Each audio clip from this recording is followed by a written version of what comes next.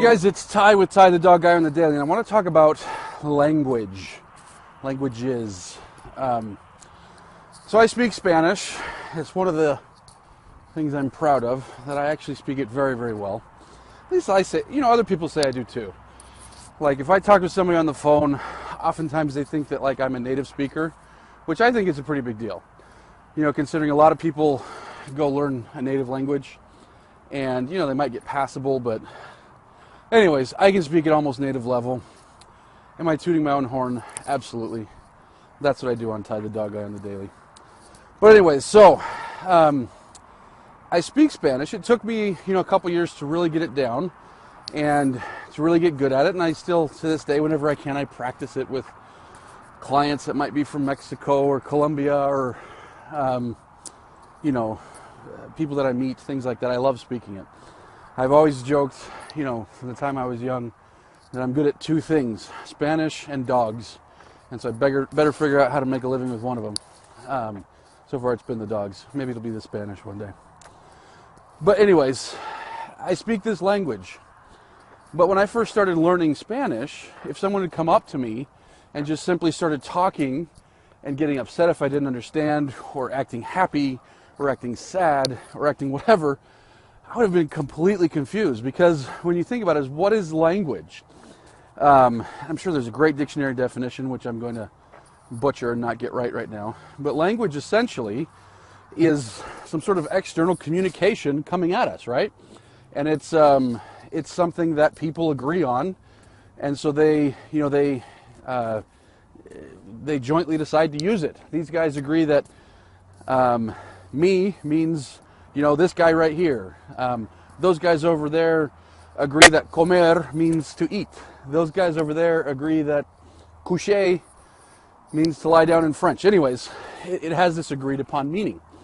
And when it does, people can communicate in a language. Now, everything that you do with your dog in training your dog, or everything that you attempt to do, is the attempt to use a language. And so a lot of people, when they get a puppy, they bring out some treats and they start trying to talk to the dog using treats. But think about it, this is brand new language. So, here comes some dude with a piece of hot dog in his hand, and he starts putting it in front of the dog's nose. It's this external attempt to communicate that has no meaning at first.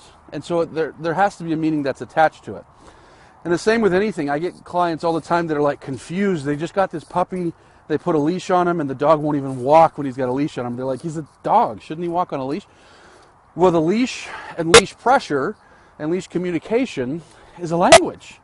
It's not just something that the dog understands like, someone puts a leash on and we walk.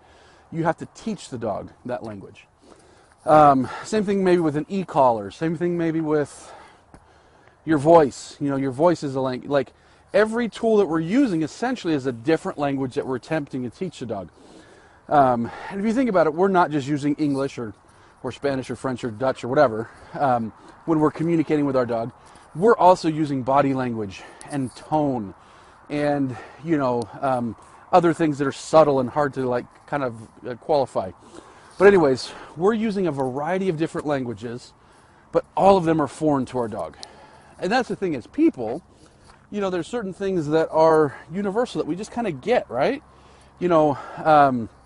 Maybe it's ingrained, or maybe it's something that we learn as we grow up, I don't know. But as people, we get to the point to where we communicate with body language.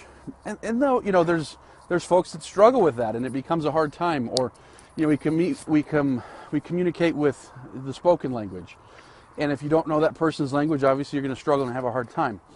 But again, when we're using food or e-collars or leashes or training collars or voices or things with our dog, what we often find is we're trying to communicate in this language that is so foreign to our dog.